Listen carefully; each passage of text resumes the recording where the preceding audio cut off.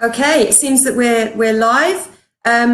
Maybe a couple of people can just put in the chat folder if they can hear me okay and see me okay. Just a couple of comments would be great.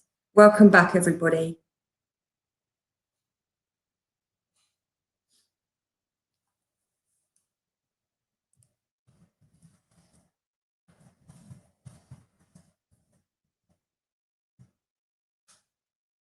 Brilliant. Okay, that's great.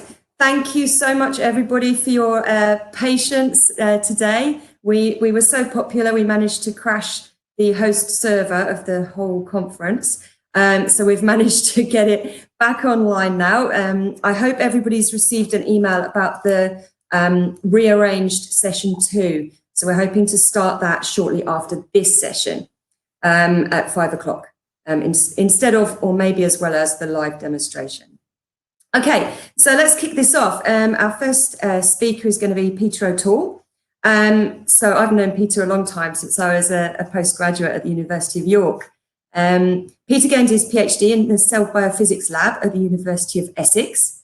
Since arriving at the University of York, he's established the Imaging and Cytometry Facility as one of the top European centres.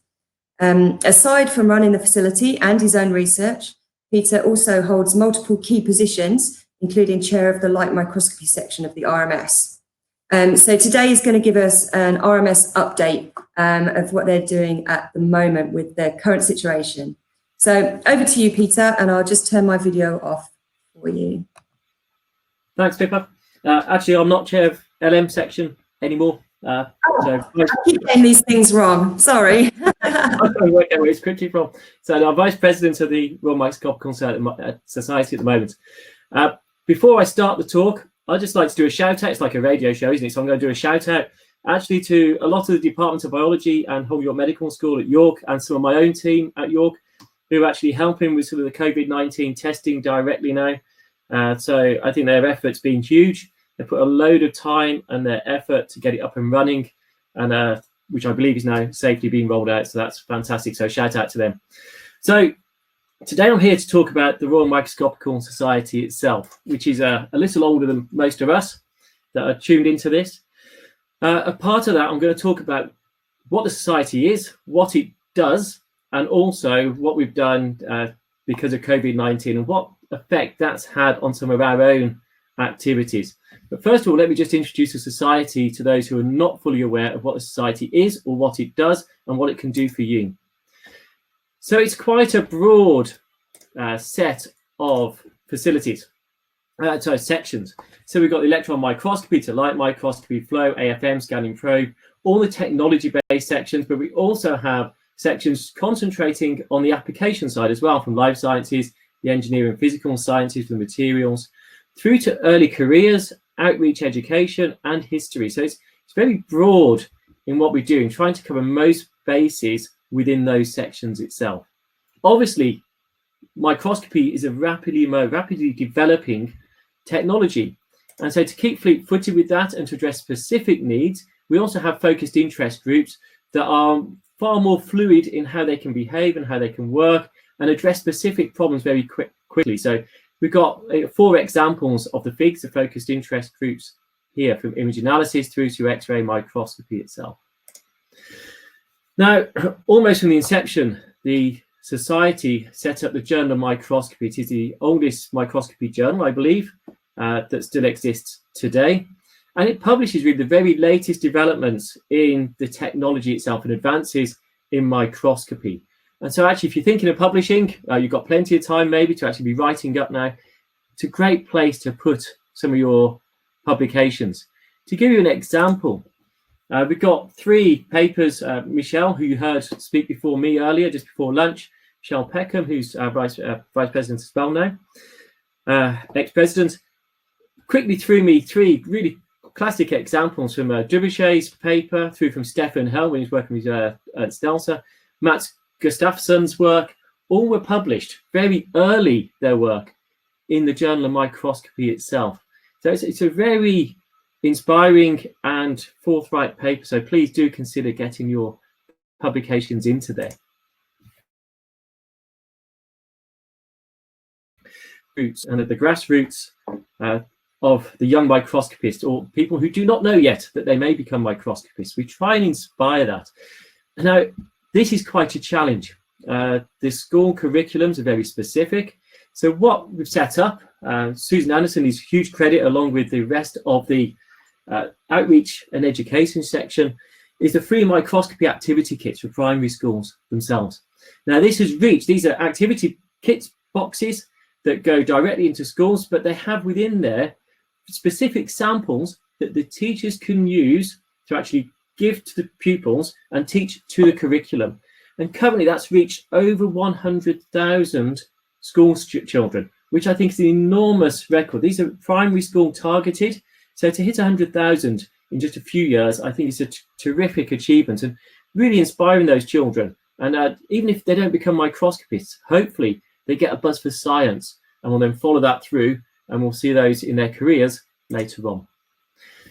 Beyond that, back to the more professional side and what we're doing to support us and support ourselves, we have the facilities database. So this lists, I think, over 130, 140 different facilities now across the UK, but also across the world.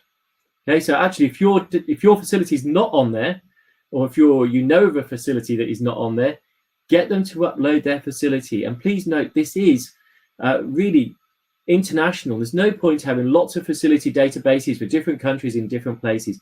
We're trying to really bring this under one umbrella, so it's an easy port for anyone to access. There's no charge, it's a charity. These are all things that we do.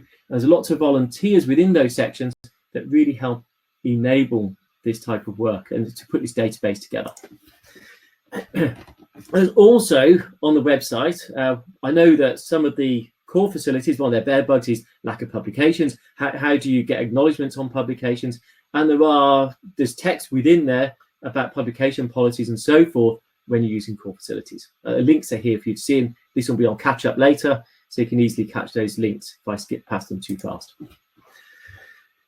Also very conscious about supporting gender equality in microscopy as well, and actually in collaboration with Sean Cully down at UCL, there's now a database of speakers that you can look at. So sometimes the first thing that comes to your mind is a speaker you last saw, which propagates the same problems. So now start afresh and really start looking for fresh faces and top scientists across the world for your next conference, your next workshops and so forth.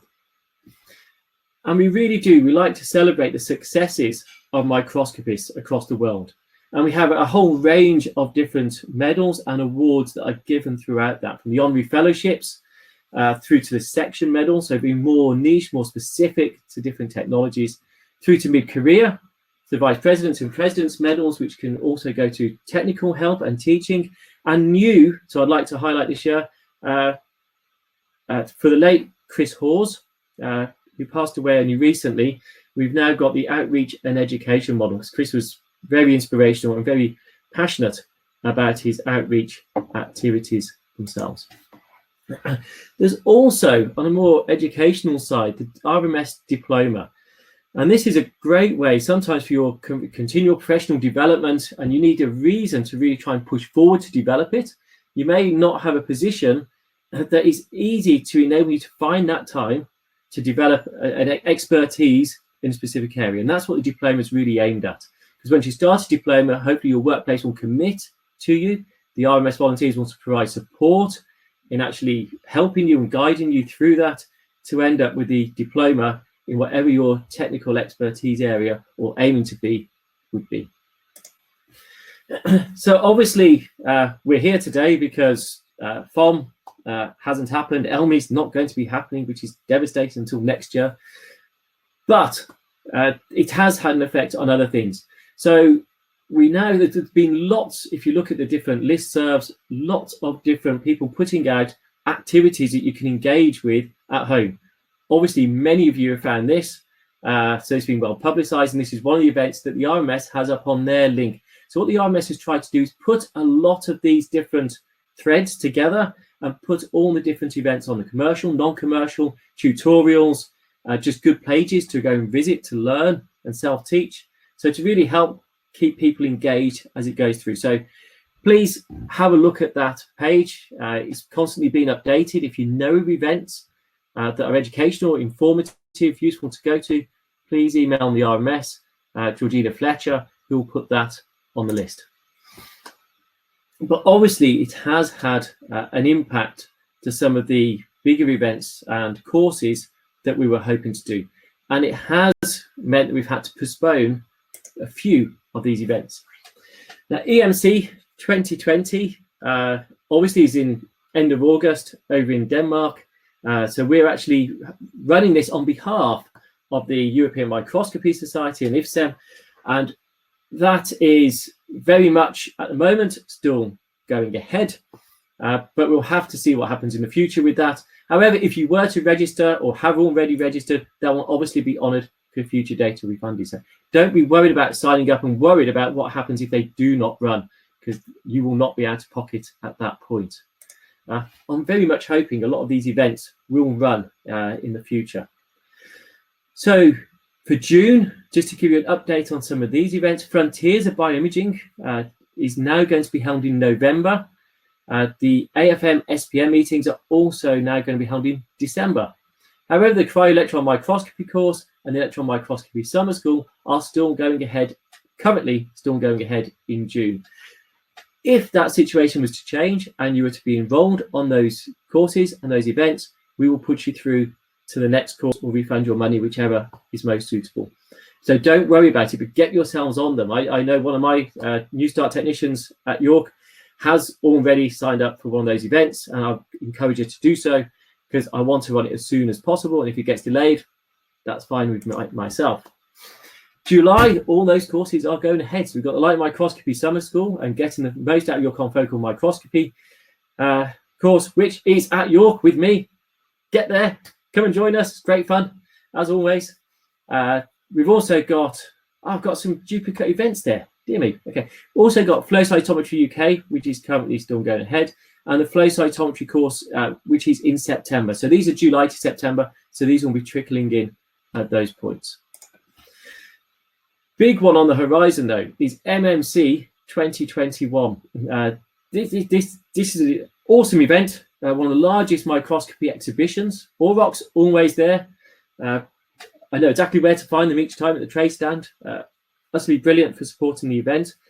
So please get yourself to that. Even if there's a science sessions, so there's usually 6 parallel science sessions fitting each type of specific area from the different sections, and of course EMAG as well. But critically, the exhibition itself is free. You can just rock up and go into the exhibition and see all the different exhibitors. Actually, I spend most of my time around the exhibition hall because you can learn so much, seeing the new technologies, talking to the key applications people from the companies, and getting to know what's great about their new products, but learning the science and the application of technology behind it. And the science sessions obviously really complement that because you can hear how it's being used. You can hear from the developers themselves within the science sessions. Many other events go on at it, such as the Learning Zone, for many other teaching aspects. And these are not just basic teaching. This can be high-end teaching as well. So please get along and come to those. Also, shout out for 2021 is the facility meetings, which will be held in January, focused on light microscopy or electron microscopy or flow cytometry. So they'll be running in the first, I think the first full week of January. I think all 3 meetings will be hosted in. I'm sure I'll be seeing many of you there. So come along to them. Having spoke about those meetings, you've got to be able to get to them. Not everyone has the budget or enabled to get to there. So please remember, RMS members, if you hopefully you can see now why you need to be a member, the teaching, the events, the workshops. But of course, you can claim for travel bursaries as well, which can help with those costs to get to these different meetings throughout microscopy and cytometry. So do, if you're a PhD, technical post, early career scientist, get yourself to become a member and get yourself some travel bursaries to get to these events. Really get within the community itself. Finally, actually, we stopped sending out calendars. We used to have the RMS calendar. I know across my lab, quite a few of my team used to have the RMS calendars. Now it's a digital calendar. So you can get this on a monthly basis, put it as your screensaver, your wallpaper, whichever you want, and get some really inspiring pictures. But it also has the calendar dates that are on there as well. So I just thought I'd give a shout out to that side as well. So there you are. That's it. I'm going to give acknowledgements to the RMS office. So yeah, these are not science geeks that are in the office, but they are there really enabling us as microscopists get on with our daily jobs whilst providing all the support we need to set up major events, courses, workshops, and really enable us to focus together and come together where we need to without the background effort, which actually I'm sure Lee and Pippa will tell you, it's not trivial putting together events and meetings, and they take a lot of legwork out of it. So on that note, I think I had 15 minutes. I'm about 15 minutes in. Thank you very much, and I will take any questions if you have any questions, and I can also answer this at any other point as well. Thank you. Thank you, Peter. That's really good. There have been a couple of questions that came through. So from Ritu Mishra, are the school microscopy only? Excellent question. A majority are based in the UK. However, we do have some in Ireland. We also have some in Africa. We have some in Singapore. So if you're keen, please let us know, and we'll see if we've got any near you or if we can set up some more locally to where you are. Excellent question. Cool. And from Kavita, is the RMS diploma all online, or do you need to go in person for any classes? Actually, so if I expand on the diploma a little bit, the diploma is essentially a mini project, and you're going to have to write up a report at the end, like a mini thesis. So it gives you those skills as well. So it's not just about that. So actually, there's very little online. You can attend some online courses. There is an expectation to attend a course throughout that's associated with the diploma. So we can also see, help, guide, and get those networking engage with you. So no, it's not an online diploma at all. It is a very practical, research focused sort of dissertation type diploma that you can do. So you can string this out with your daily jobs in the labs itself. So a person could do this from their own institute. They don't have to travel to a specific location. No, maybe for one of the courses, but otherwise no, it is expected to happen within the lab that they are based in at the moment. Okay, cool. And from Roland, are there any travel bursaries for researchers from developing countries? I know Roland's quite a long way away from us. Yeah, really, if you're an RMS member, it doesn't matter where you are, you can apply for a bursary, but you do have to be an RMS member to apply for those bursaries itself. Fantastic. From Nadia, is the RMS going to create a database for facilities that are operating during this crisis? And what is the RMS trend on health risks associated with facilities open during this time? Okay, so I could address the second part a little easier. So when it comes to the health risks, I'm going to give a big shout out to German Bioimaging. German Bioimaging have come up with a very good PDF document on how to actually work and operate a lab that's having in the COVID times itself. Not necessarily working with COVID, but actually working, enabling users to come and access facilities. And we're looking at that as well for future, because when we're closed at the moment, when we open back up, actually we're only partially closed, but when we open fully back up, we will implement some of the suggestions that's on that German Bioimaging. If you go to that link about things to do at the moment, there is a link on there. Follow the Twitter pages as well. It's also on there, or give me an email and I'll forward the link to their page. So we're not reinventing the wheel, because the German Bioimaging met just as this was breaking and came out with a really excellent set of guidelines for it. As for the database, no, we don't have that on the database yet. That's something we could consider. However, I think getting work into a facility, certainly in the UK, would be very difficult, because that, again, you've got to think about essential movements and travelling. Fair enough. When you exit this talk, you might want to read through the chat folder, because there's a couple of nice compliments about your talk in there, Peter. I'll just say one more thing. I'm noticing that my haircut should have been yesterday, and I can't get my haircut, so my son's going to cut it later, and I'm ready for the next conference. So my next webinar, I'll probably be wearing a hat if he makes a real bad job of it. Proper Yorkshire. Oh, okay, good point.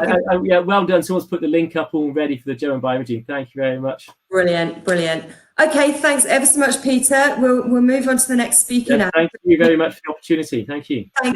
Thank you. So Meredith, are you available? If you are, could you possibly turn on your audio and video, and perhaps Lee can get your slides up and running for you. Are you there?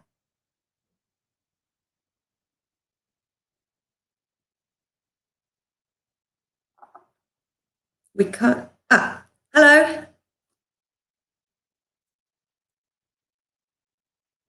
You can try refreshing your browser if that helps.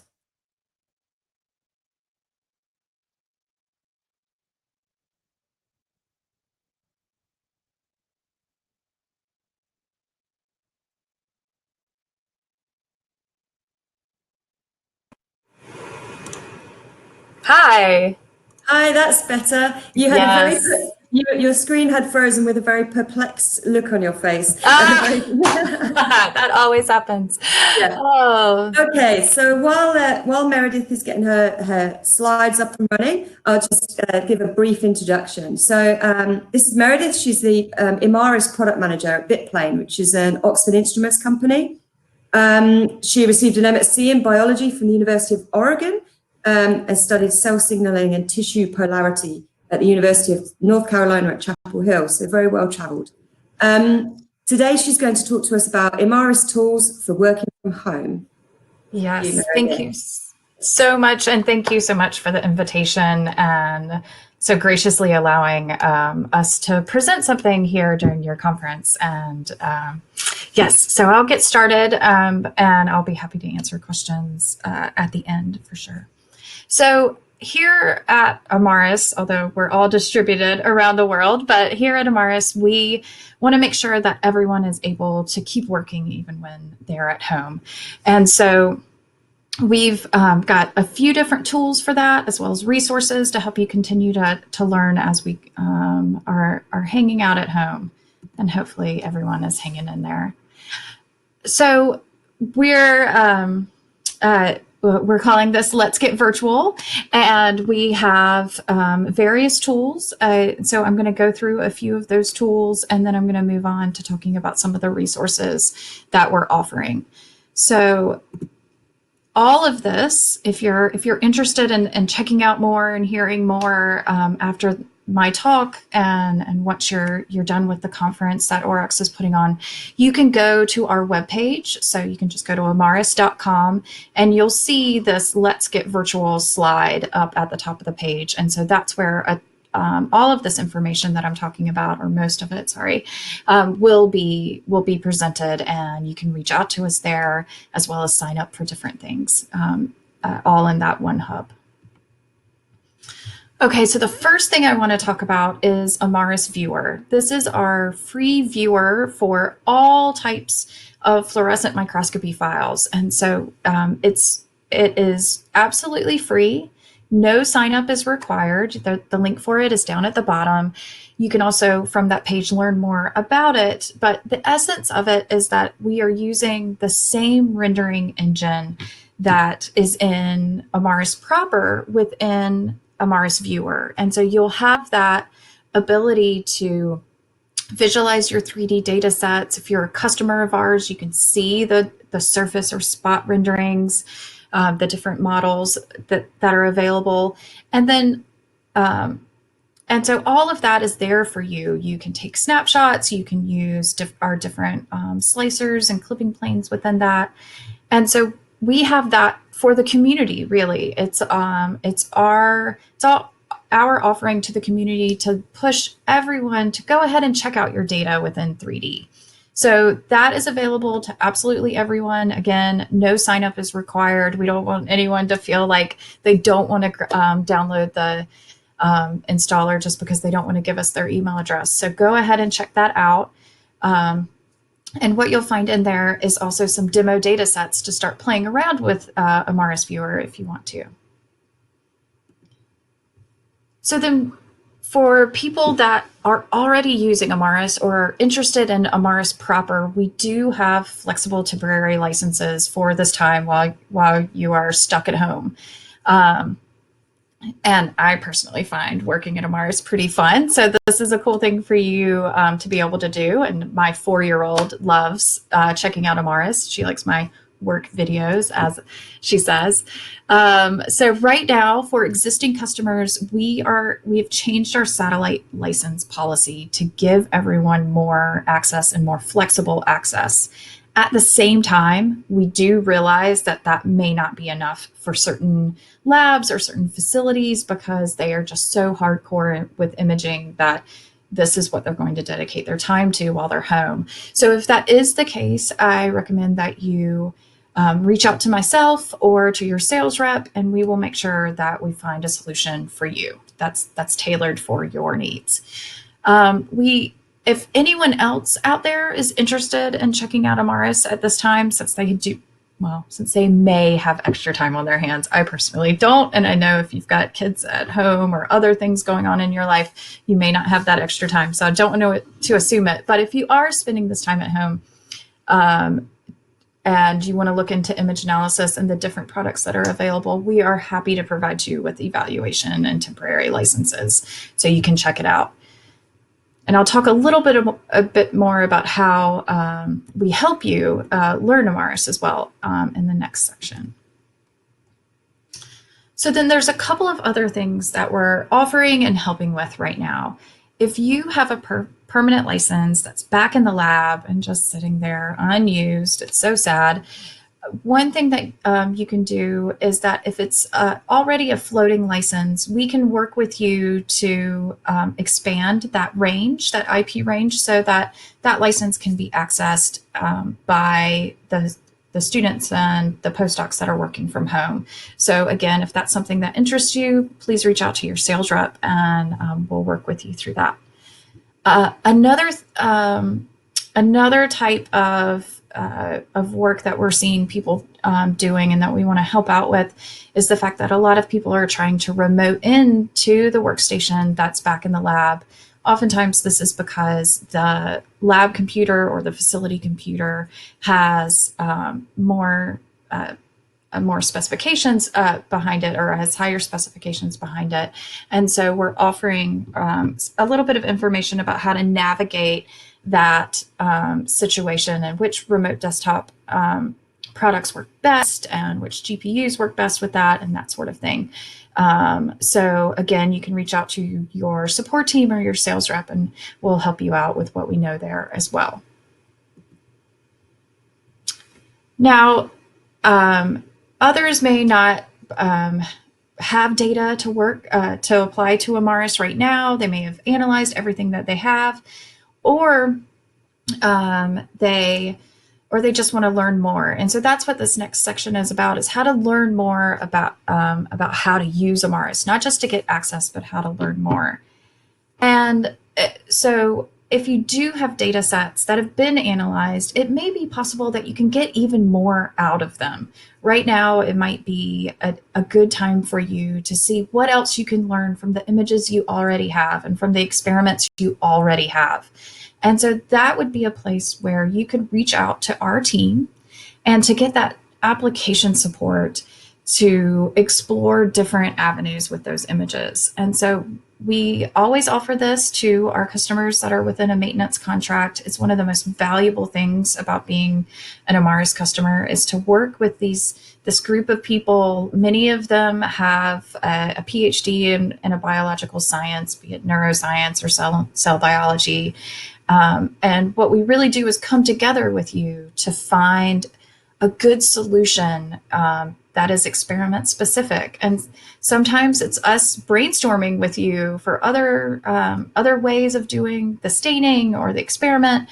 But oftentimes we do stick to the image analysis and try and find cool ways to address your needs. So these sessions can be super quick if it's a straightforward question, or we can work with you over a period of time. We answer phone calls, emails, but we also do these online recorded sessions. And that's incredibly valuable because of the turnover that you have in labs, or just the fact that you want to share what you've learned with someone else in the lab that wasn't able to make it to this to the online session. So we'll work one-on-one with you or with a small group from the lab or the facility and make sure that you're really getting the most out of Amaris. So again, our team is affected just like everyone else. So we're working from home. Luckily, most of us are used to that. But again, we're here and we're happy to help you. Okay, excuse me. So the next thing is that we just announced a webinar series, and like Aurox, we realized that many people are wanting to learn more during this time, and Aurox is super smart for having jumped on this so soon, because I think we're all reeling from the fact of FOM being canceled. Right now, for our part, what we're able to announce right now is the fact that we're doing a webinar series to help everyone learn more about Amaris in a more general sort of classroom feel, with a series of webinars. So I'm starting off with that. You can register for that again on our website. I'm starting off with a session about just importing files and getting used to how Amaris works and its philosophy, and how to check out your first image and learn something about it just with visualization. And then we're going to move on from there to more advanced topics.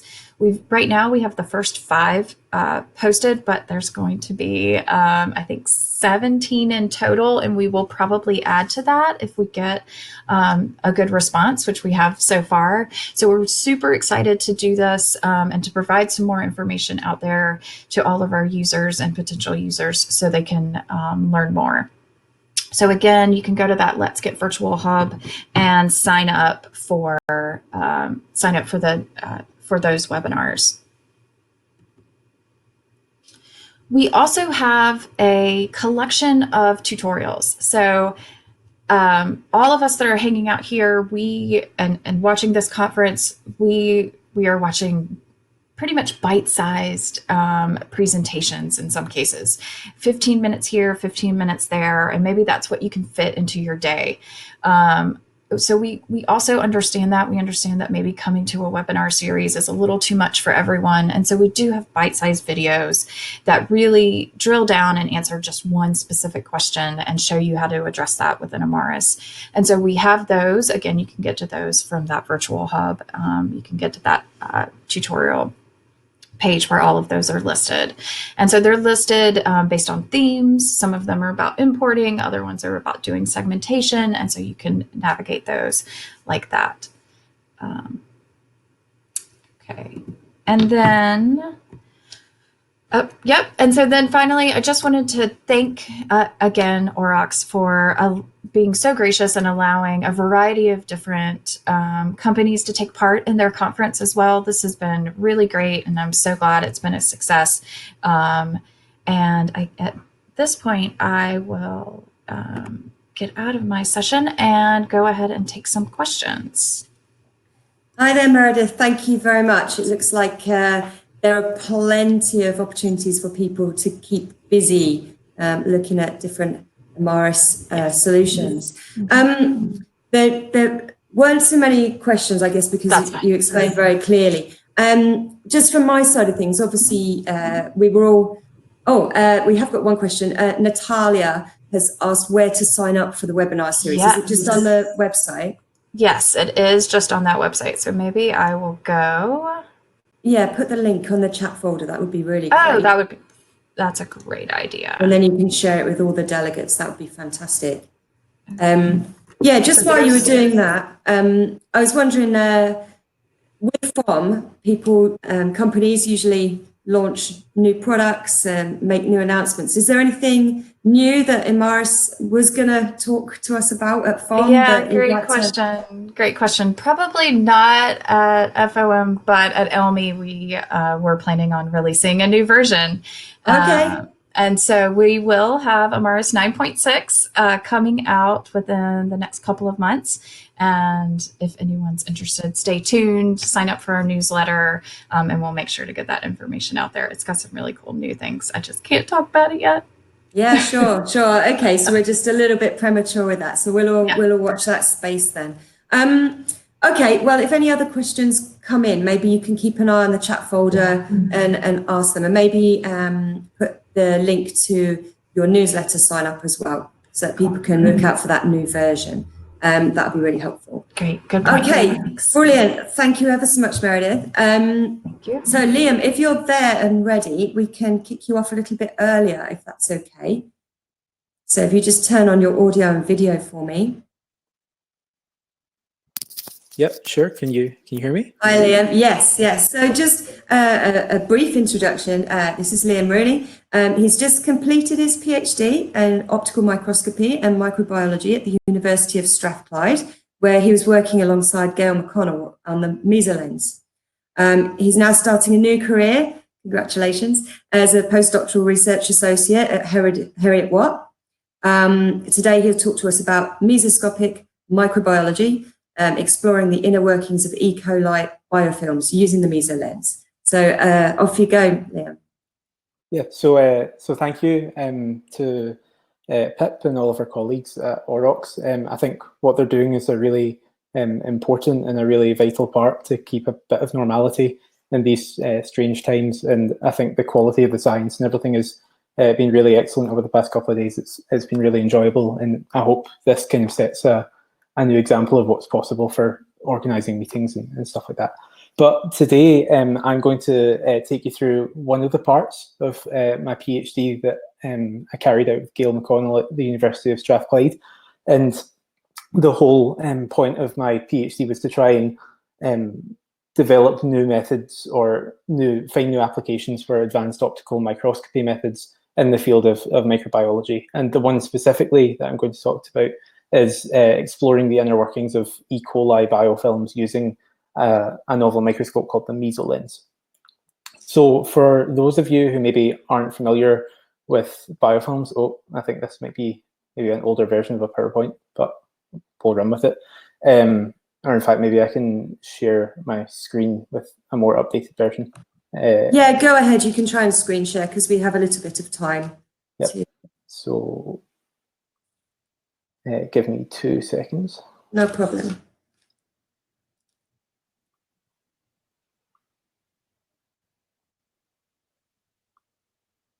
Okay.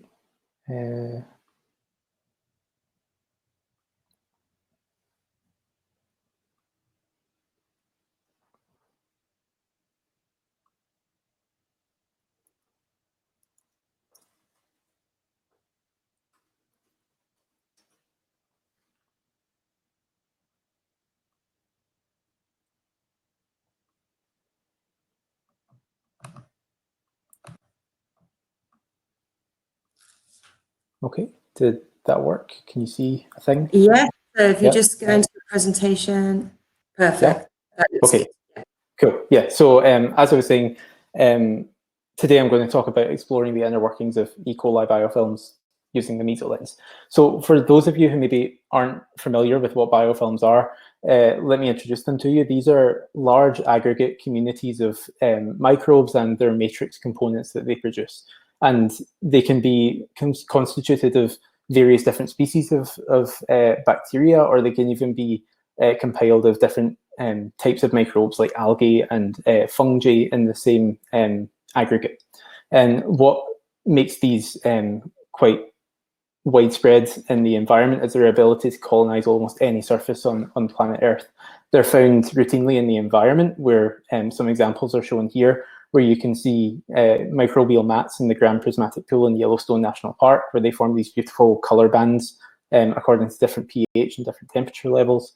Also in extreme environments like the deep sea hydrothermal vents, where a lot of evolutionary biologists believe that life began to first diversify and become more genetically rich in these dense microbial communities.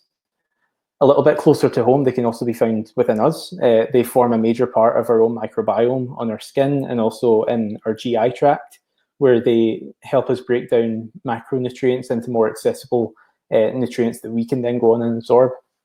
And perhaps most pertinent to everyone's daily lives is they're also a major clinical burden.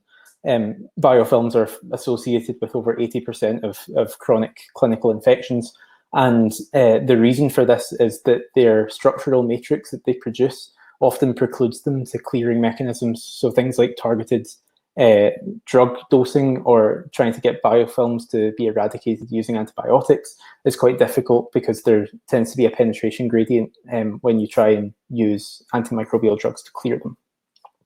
Now, despite having an impact on public health, and also being drivers of antimicrobial resistance, which I'm sure a lot of you will be familiar with. Their architecture is relatively understudied, and that's simply put because current imaging technologies are simply not feasible for studying large microbial communities at sufficient resolution over large scales for us to understand what's going on in these large communities. And that's where our research came in.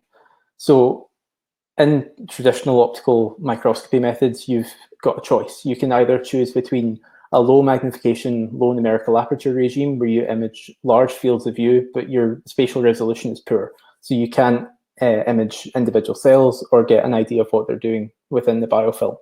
Alternatively, you can go to the other end of the spectrum where you have a high magnification, high numerical aperture regime, and you can image much magnified fields of view and obtain subcellular resolution throughout that field, but you don't get the overall context of what those cells are contributing to the biofilm. So ideally, where we want to be is in this sweet spot where we have a large field of view, but we have sufficiently high resolution where we can see what's going on at the cellular level. And that's where this microscope called the Mesolens comes in. So for those of you who maybe haven't heard of the Mesolens or aren't familiar with it, let me just introduce a little bit about it. So this was developed by my supervisor, Gail McConnell, in collaboration with Brad Amos and a lens designer, Ez Reed, down in Cambridge. And they developed it kind of for developmental biology purposes to start with. So it was initially used to study embryogenesis in mice and has since been applied to various other developmental biology problems.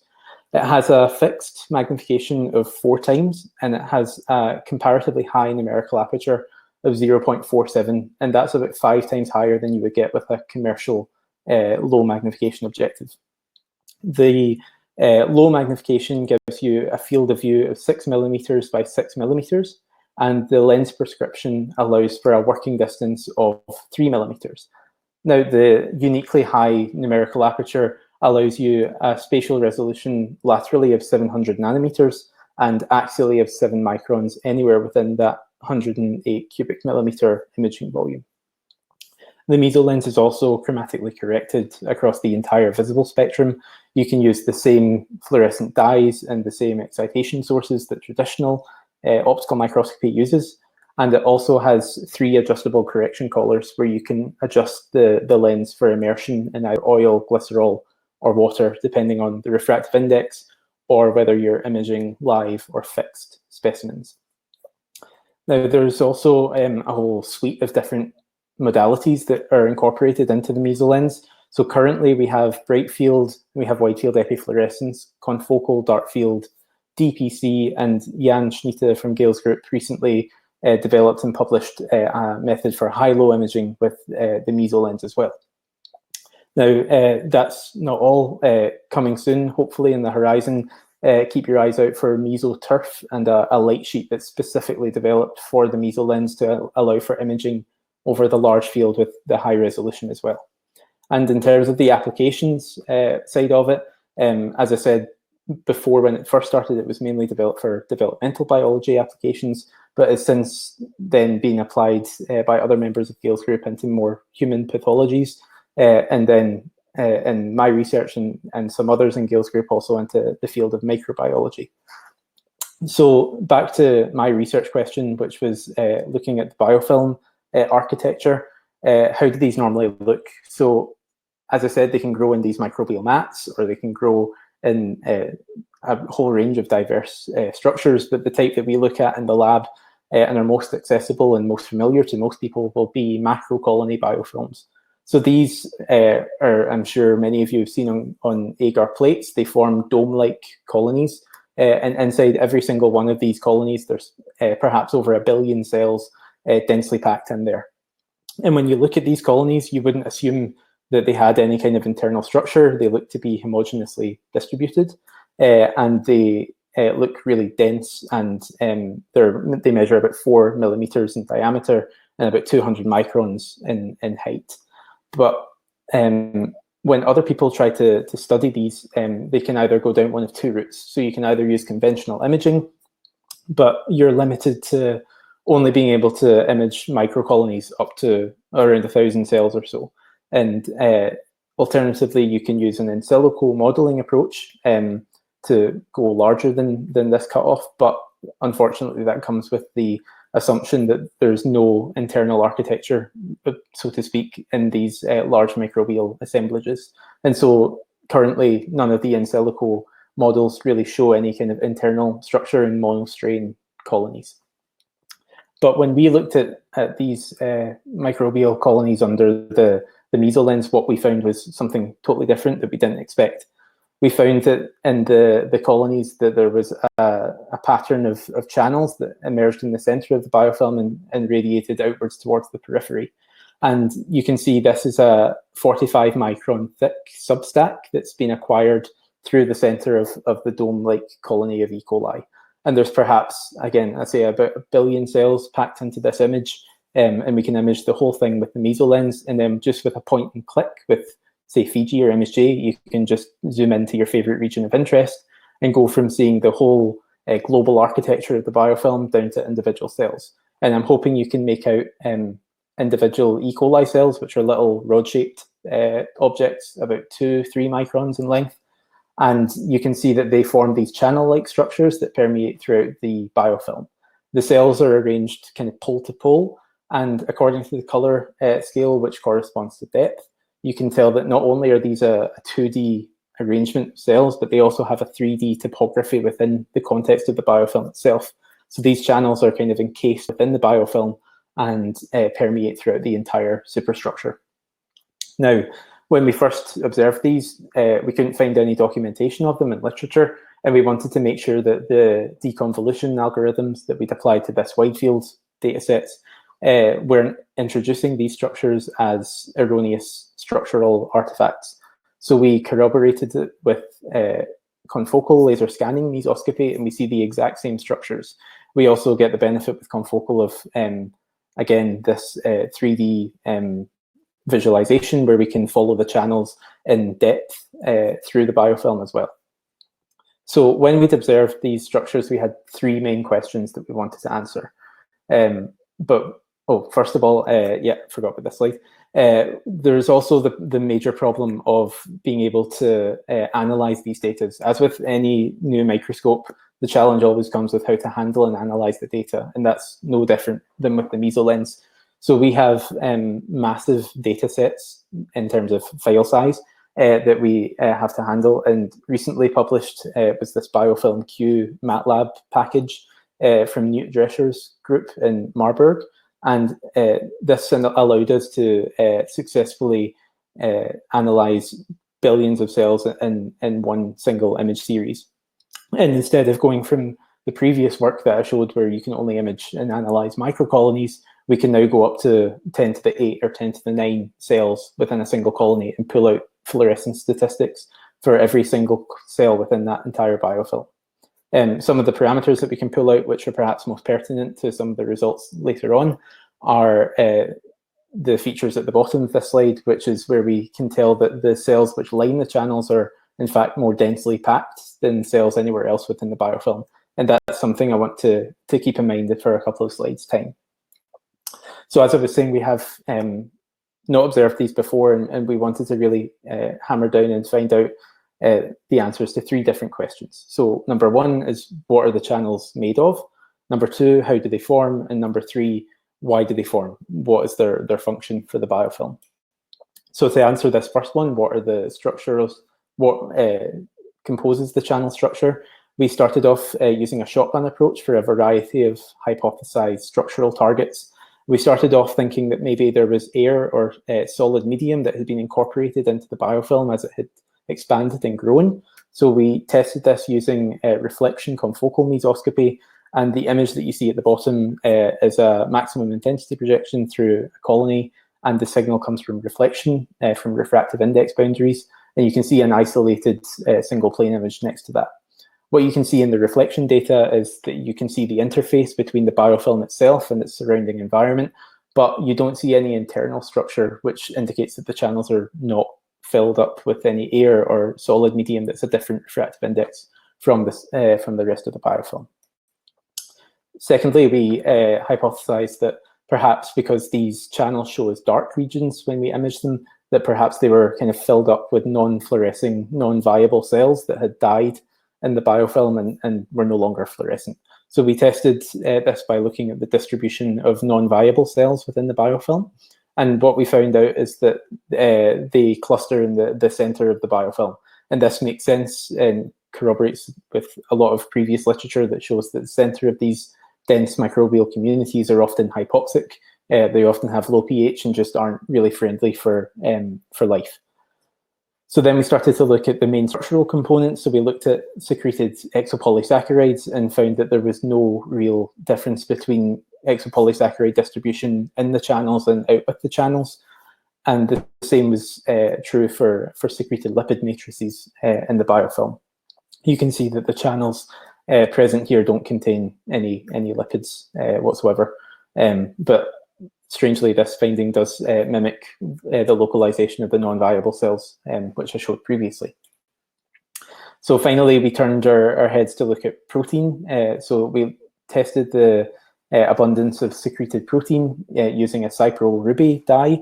And what we find is that in the interstitial space where the channels exist, that you find signal coming from the protein binding dye. And this indicates to us that these channels are actually filled with a proteinaceous substance, although we're not too sure what that protein or those proteins actually are at this moment in time, and that requires some further study. The second question that we wanted to answer was, how do these channels form? And one of the ways in which we tested this was we took a biofilm, and when we were first able to see it, when it was a kind of juvenile biofilm, we took a sterile pipette tip and we physically disrupted any channels that had formed by physically mixing it and disrupting any structures that had formed. That then reset the biofilm to a uniform mass of cells, and then we placed it back into the incubator to rebound. And what we found in the rebounded population is that the channels are able to reform in those areas. And this serves to show that the channels form as an emergent property of biofilm formation and the way that the biofilm grows. Interestingly enough as well, if you continually disrupt these channels over time, you do see a decrease in the amount of recoverable cells from the biofilms over time as well, which is quite interesting in itself. And the final question that we wanted to kind of answer was, what is the functional role of these channels, and how does it fit in with the overall biology of the biofilm? So we tested this initially to see if they were able to transport anything in or out of the biofilm. So we tested this using 200 nanometer fluorescent microspheres, and we introduced these to the biofilm. And what we've seen is that the 200 nanometer particles were able to travel in towards the center of the biofilm, using these channels as kind of uptake conduits for the transport of these small particles. And when we observed this, we thought perhaps that if it could do this with 200 nanometer particles, maybe it could do it with something even smaller, perhaps nutrient molecules. And this might serve as a way of the biofilm for accessing nutrients from outside of the confines of the biofilm. And we tested this with the help of some friends from the James Hutton Institute in Dundee in Scotland. Nicola Holden and her team were very generous in their gift of an arabinose biosensor. So this allows the strain to only express GFP in the presence of arabinose as a carbon source. And when we grow our biofilm with only one carbon source, being arabinose, we found that the cells that line the channels start to turn on their expression of GFP. And this indicates that the channels have a higher concentration of arabinose than anywhere else within the biofilm, and serves to show that they're perhaps using these channels as for a functional role in nutrient uptake and nutrient acquisition. And where we are now with this is working out how we can exploit this role. So more recently, we have been looking into methods by which we can trick the biofilm into, instead of taking up nutrients or instead of taking up small particles, perhaps we can trick it into taking up antimicrobial drugs or clearing or dispersal agents. And perhaps even further down the line, we might be able to develop some kind of targeted clearing strategy to really bust open this biofilm from the inside out and disperse it more readily to lower its burden on public health. So with that in mind, I'd like to summarize what I've spoken about. So we've identified and we've characterized a channel system in E. coli macrocolony biofilms. This is something that's not been observed previously, something we were really interested to find. And in terms of its structural outlook, we determined that there's a proteinaceous matrix that fills the channels. They form as an emergent property of biofilm formation and serve to function as nutrient uptake conduits for the transport of nutrients into the biofilm. And we're hoping we can extend that into transportation of biocides. And fundamentally, we've shown that the Mesolens still stands as a platform for large specimen imaging, and particularly is very apt for microbiology imaging, although that's not to say it can't be applied to any number of specimens, whether they be microbiology or not. In fact, there's also we also have a website. So if you go into Google, or I can drop the link into the chat box, you've got a website that has all the technical specs of what I've spoken about, a link to all the papers, and some dynamic data sets that you can play about with and zoom in and check out the power of the Mesolens itself. I will say that those data sets and the data sets that I've shown here are unfortunately downsampled in order to get them into a PowerPoint or get them online, but hopefully you'll still be able to get an idea of the power of the instrument. So with that, I'd like to thank my two supervisors, Gail McConnell and Paul Hoskisson, and both of their groups at the University of Strathclyde. Also to Brad Amos from Cambridge, who has been a vital collaborator and a really valuable part of my PhD is being able to work with Brad. Also to Nicola Holden and her team from the James Hutton Institute for their kind donation of the Arabinose biosensor strain, and to everybody else who's pictured on these slides for being great people to work with over the past few years. So with that, I'd like to thank you all, and I can hopefully switch back to see my own face and answer any questions that you might have. Hi, Liam. A great talk as always. Now, I did anticipate that you might get quite a few questions after this talk, and yeah, the chat folder's been going a bit crazy. So I'll try and read them out to you in the order that they came in.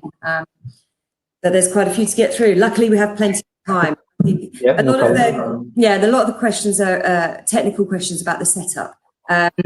So from Stephanie, how big or tall is the setup? Yeah, so it's big, right? Yeah. So yeah, currently there's kind of two iterations of the setup right now. So the prototype is both pictures are on the website as well. The prototype is about kind of 50-70 centimeters long, and the second stage, which is the one that I showed a picture of, is the whole kind of footprint is about 1 meter squared, 1 meter cubed in all dimensions. So yeah, we've went from occupying an entire optical table to kind of squeezing it down into 1 meter cubed. Sure. Yeah, if anyone gets a chance to look at the Mesolens, it really is quite an impressive piece of technology. So from Joachim, what is the advantage of using the Mesolens in comparison to just making tile scans? Yeah, so that's a viable point. So with tile scans, you've obviously got inhomogeneity of illumination when you start to stitch things together again, whereas this allows us to acquire an entire multi-millimeter field with potentially the same resolution that you would have in a stitched image. Also, the acquisition time is faster because you only have to acquire one image. In terms of the data quality as well, you've not got any kind of striping artifacts or checkerboard artifacts that might deteriorate your image quality.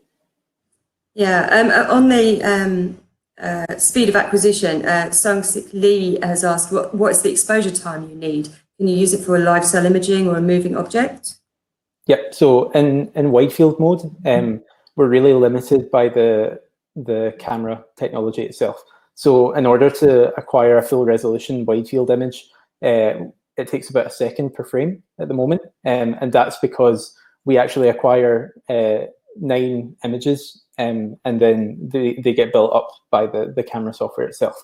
So the pixel, the camera chip itself physically shifts in a grid of 3 by 3 in order to fully acquire all of the data points that it needs to. So right now I say that takes about a second per frame. So we can't do really fast cellular dynamics, but for kind of time-lapse imaging of slower things, then yeah, we can do that. And if we get a faster camera, then we can, potentially push that even further. Sure. And Britta was asking, what camera do you use? Yeah, so it's a Viworks Stemmer camera.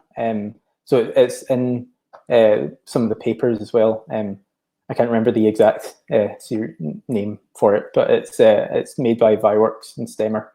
Okay. Maybe Gail can shed some light on it if she's... Yeah, maybe. I know Gail's online, so feel free to add any comments, Gail, as we're going along. Boju was saying, in regards to the camera, how do you keep Nyquist sampling? If you've got such great resolution from the Mesolens, but the magnification is not high enough, the pixels of the camera are not small enough to match your optical resolution. I guess that's because you're moving the camera around. Yeah, so that's exactly right. So we have to use this one specific camera right now. And it's the only camera really that we can use because it has this pixel shifting modality, and that enables us to reach close to Nyquist sampling. Okay. From Paulina, is the Mesolens suitable for multiphoton? Good question. Currently we don't have multiphoton enabled with the Mesolens, but that's not to say that it couldn't be developed. We just haven't really spent enough time to look into this. Yeah. Okay. I'm sure maybe Gail can answer that better than I can. Yeah. We've got 2 questions actually about your wallpaper. Inspired by those amazing images from the intracolony channel systems. Yeah. So this wallpaper we put up before I observed these channels, and now I can't bear to look at it. But this is the only place in my house that has good lighting. Okay, question about the biology. Do you see a relation between colony size and the ability to form channels? This is from Manish. Yeah, so interestingly, you don't see channels when you have very small microcolonies, maybe 100 to 1,000 cells. And there, we don't know the exact size cutoff, but it does seem to be an emergent property that as the cell reaches as the biofilm reaches a critical mass, it kind of starts to form these structures. But we don't know exactly the size cutoff. Okay. And from Roland, is there any way you can do MALDI mass spectrometry imaging on these biofilms and do proteomics analysis of the channels? So I am no expert in me neither. mass spec kind of analysis. I don't think we can integrate it into the Mesolens, but I mean, I don't know if you can then analyze with MALDI-TOF and then take your sample and image. Yeah, maybe something to discuss with Roland offline. That's Roland Remignier. So let me just scroll up. A question from Hong Tao Chen. Will this be commercially available? So it currently is. A company, there's a Mesolens Limited, and each Mesolens is kind of bespoke to order almost. So there's currently 5 of them in existence. So there's 3 at Strathclyde. Plymouth Marine Biology Association have purchased one as well, and there's also one in Brad Amos's garage, which he tinkers with. But no, you can, in theory, buy one, but you would need to speak to Gail or Brad about chasing that up. I really missed the microscopy course down in Plymouth. I always really enjoy attending that one and hearing Brad talk about the old days. Yeah. Okay, from Zenek, I'm not sure how to pronounce your name, sorry sir. Have you tried stereo zoom scopes? For example, I guess these systems have high NA only at high magnification, but he didn't find any details on this. Maybe you can discuss the difference between the Mesolens and a stereo zoom type of setup. Yeah, so that was one of the first things we did, was just to make sure we could see them on a stereo microscope, and it wasn't a Mesolens artifact phenomenon thing. And so we imaged it with a stereo microscope, and you can just about make out these channel structures, but the Z resolution is horrific with a stereo microscope. So you really can't image them adequately. Certainly not to a point where you could quantify it in any way or anything. You can just about see some things there, but you really need something more powerful to image them. Yeah, I think even with a sectioning device on a stereo microscope, you're going to struggle to see those small features. Yeah, they're about 15 or 20 microns in diameter. So at low magnification, you're going to struggle. Yeah. From Sunil, maybe you could use a pair of window galvos to shift your image over a normal sensor rather than use that other camera. Would that work? Perhaps. Perhaps. Again, maybe Gail can have a think about that and write a reply in the comments if she has any ideas. Yeah. Okay. There's lots of questions. From Alessia, wow, great work. Could you compare this with the Mesospim initiative or Lightsheet? Yeah, so as I said, one of the modalities that we're hoping to adapt into the Mesolens is a Lightsheet system. The trouble with Lightsheet is that to get a sufficiently thin enough Lightsheet, your beam will diverge very quickly. And so we can't get a sufficiently thin Lightsheet over the large field of view using conventional methods. So that is something that we're working on, and something that no current Lightsheet system can robustly or adequately do. So it really does require a custom job. But as I say, it's something that we're working to go towards. Cool. And from Juliana, is your biofilm work published yet on whatever, however you pronounce it elsewhere? Yeah, so it's Gail's just dropped it, and it's published on bioRxiv. We've also submitted it and had reviewer feedback from ISME, and we've submitted a rebuttal last week. So hopefully it will be out there soon. But you can consult the bioRxiv paper as well. Brilliant. So that will give people some good reading while we're all stuck at home.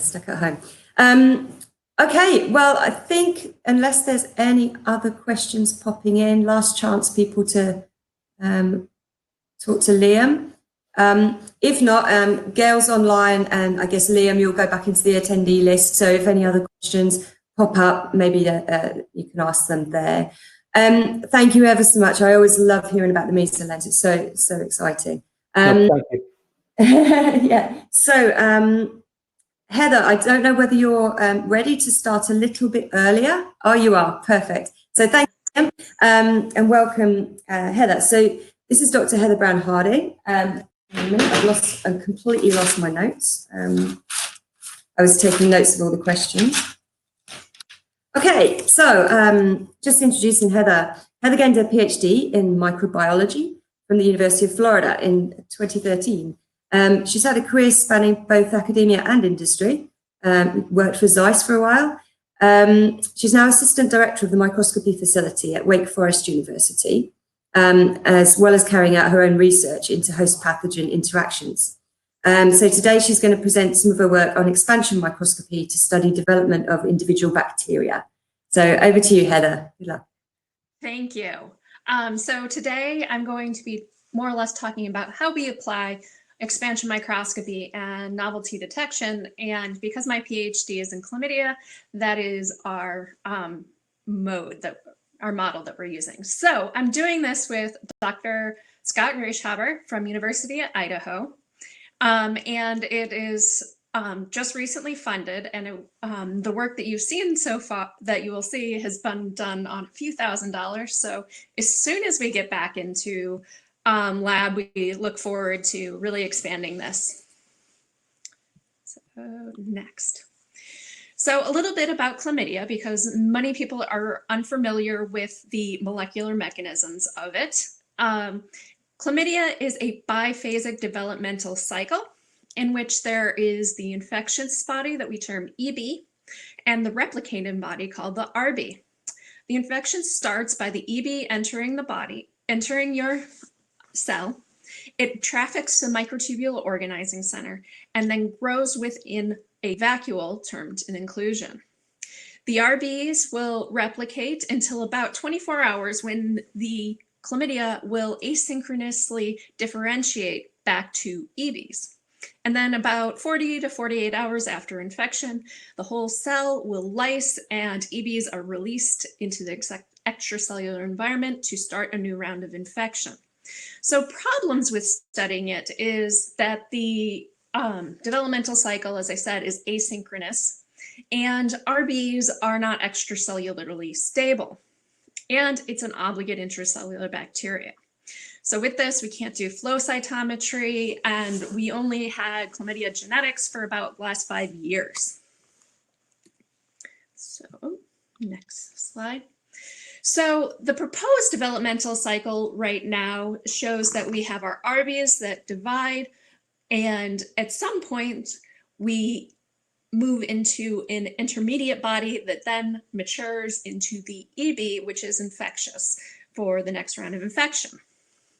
But we don't know, are developmental genes an on-off system, or is there a gradient that this occurs as?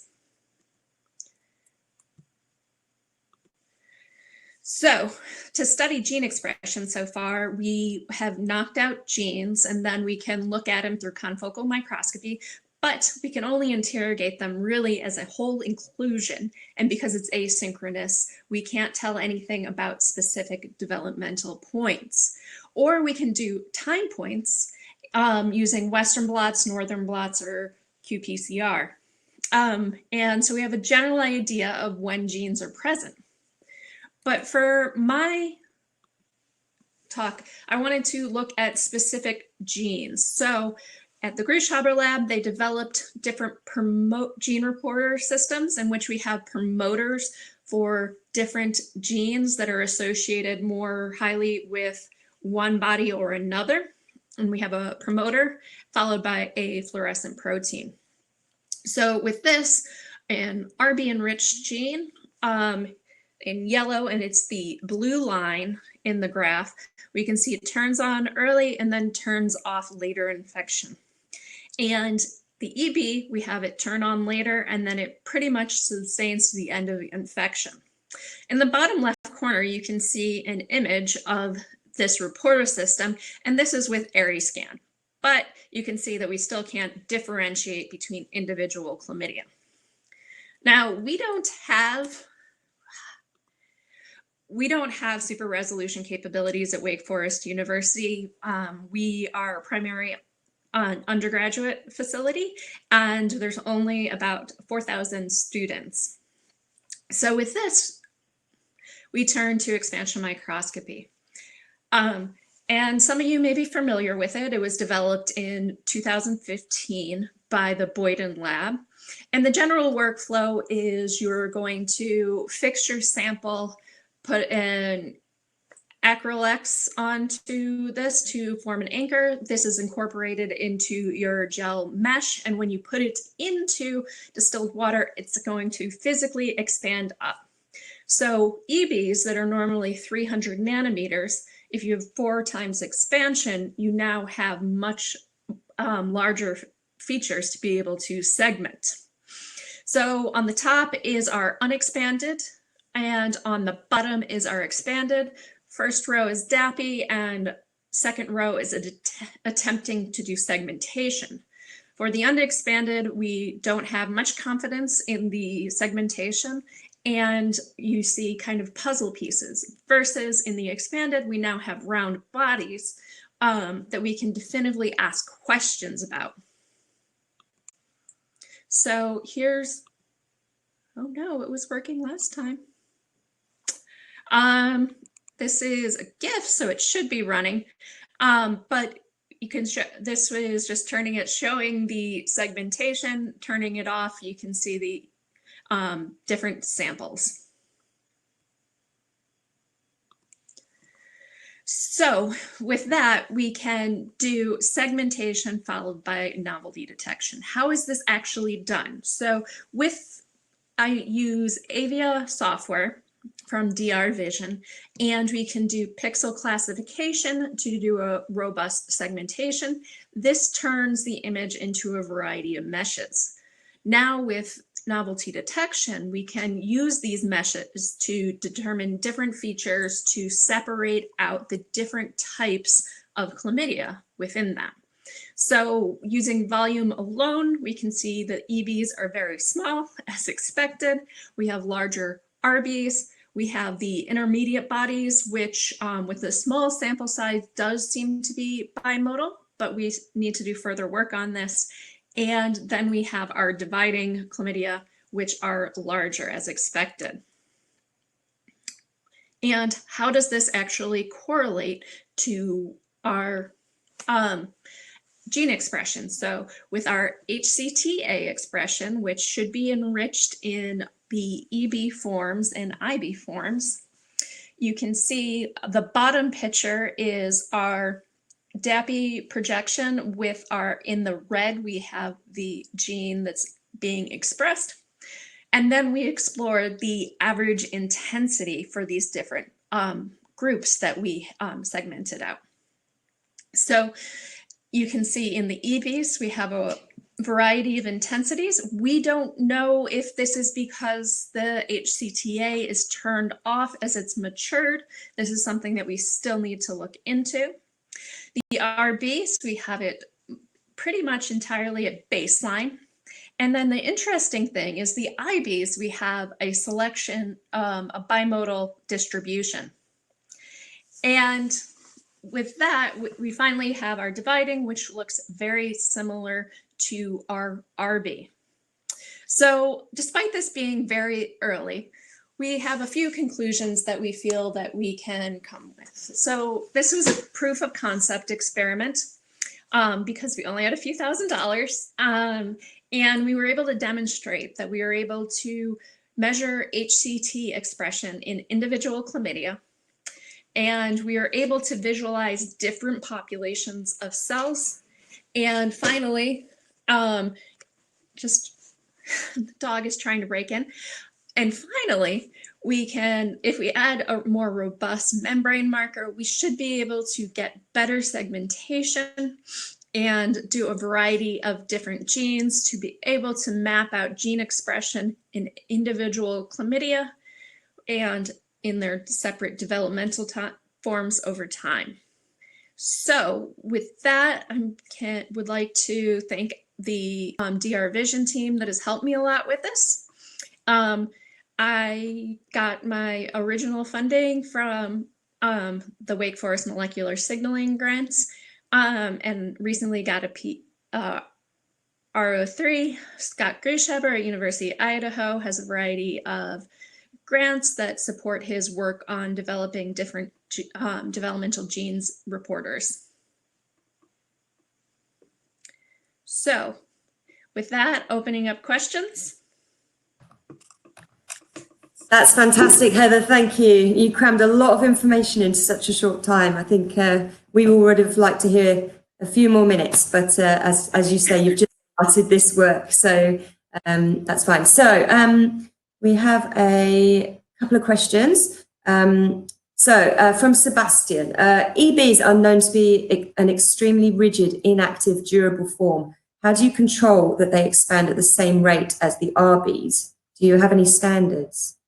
Yes, so that is something that we haven't fully accounted for yet, but the EBs are very rigid, as you said, and there's a lot of disulfide bonds. So we believe that adding a reducing agent should help increase with this. EBs are very uniform in size, unlike the other forms.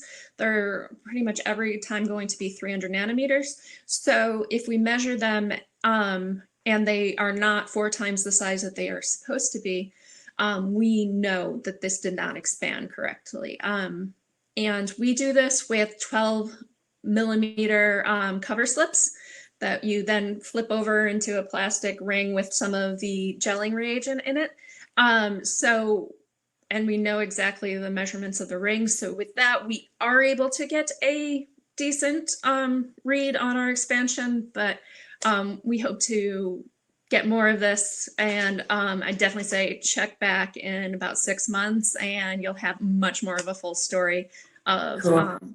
our troubleshooting for this.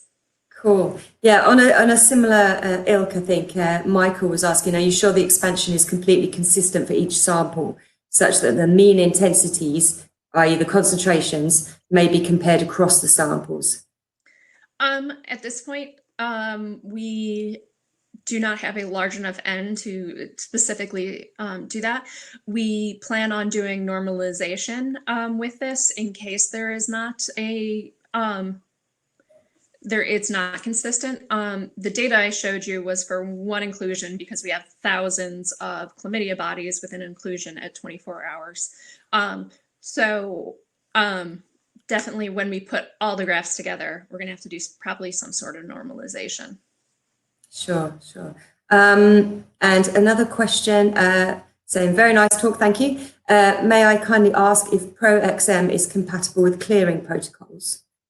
So I have not done that, but part of the expansion is that you are degrading some of the proteins, etc. So when you physically expand it out, that is being replaced by a clear polymer. So if you look at expansionmicroscopy.org, that's run by the Boyden Group, you can actually see that tissues do clear out a bit. I have been working on this with a researcher that looks at bee brains, and that went almost entirely clear with this method. And so we are able to get very high resolution imaging of bee brains that we didn't have any problem with blocking of light. So in other words, I guess you don't really need to clear your sample because the expansion is clearing it to some degree for you. Yeah. Michelle is asking, which enzymes do you use to digest the cell wall prior to expansion? So right now we're using proteinase K, but we're trying to transition to SDS because it has shown that that does better with fluorescent proteins. The biggest thing is that you're trying to do a digestion and leave your fluorescent proteins more or less intact. A lot of proteins, you just need the epitope, but for fluorescent proteins, you obviously need the specific structure to be maintained. So, yeah. Okay. Simon is asking, is expansion always uniform in all directions, or do the bacteria favor expansion laterally versus longitudinally? So we see a lot of distortion in the Z direction, as one always does. So it's hard to specifically say with that, but it seems when you image from different angles that they all are in the Z direction. So it would suggest that they're all expanding in the same directions. Okay. Roland is asking, do you need a confocal microscope for this protocol, or can you do it with just a wide field microscope? Yeah, that was something that I added to my new one and forgot that it wasn't there because, we're all working on our presentations. So with this setup, I did it on an LSM 880 scanning microscope, and I did it with the ARIScan Fast. I did not need the extra resolution. That just made it so that I could do 300 slices in 15 minutes. I would say the biggest thing you need is a long working distance 40x lens, because when it expands, you have a lot more Z to get through. I think if you aren't working with something quite as small and densely packed as what I work with, there's no reason that you wouldn't be able to have just a good wide field microscope with a nice 40x lens. Okay. How big are these samples when you have expanded them then? You're saying long working distance. How long working distance is your objective? So I can't remember this. Off the top of my head, I want to say I have 600 micrometer working distance. Okay, so it's pretty beefy. Yeah. Yeah, so when you start off with your little 12x or 12 millimeter sample, it is pretty big as a hockey puck afterwards. So to image it, I actually have to cut that up and put different parts in a imaging 6-well dish and put them all in there so that I can go through and look at them because they're just so very big. And are they very stable? I was talking to a lady last year about expansion microscopy, and she was having problems that she expanded her sample, but then they went very floppy and she was getting distortions inside the sample afterwards. Yeah, so if you do this with tissue, it tends to keep better form, but working with monolayer of cells, yeah, they're a little tricky to not break them. So I try to do the expansion in the dish I'm going to image in and actually cut it up beforehand, because before you expand it, it is pretty robust, but once you add all that water into it, it does become floppy and can break easily. Sure. Jeline is asking, what types of artifacts do you see from the expansion microscopy? Are some of the structures like the cell membrane affected? So one of the things that I used originally to try to separate out the chlamydia is human serum, because there's enough people that have had chlamydia infections that we can label it with that. Nice. And that's generally looking at LPS, and it also looks at the different proteins in the inclusion. And honestly, that was not very well maintained. It was just an utter mess. So therefore, that's why we're looking for something better. There are individual antibodies to membrane proteins, but we find that it's not, the staining is too sparse when you expand it out to be able to really see that. Okay. So we don't know. It's, I guess, something to look at. Yeah. Okay. I think that's the end of the questions, unless somebody wants to sneak in a last minute question for Heather. No, it looks like it's dried up, but obviously you can come back in as an attendee, and if you see any questions pop up, feel free to answer them in the background. Yeah, okay. You can always find me on Twitter at Microscopy Ed. I'm always there. Sounds good. All right, thank you ever so much, Heather. So you can sit back and relax now for a bit. Lovely talk, thank you. Do we have James in the room? Hello. Hello.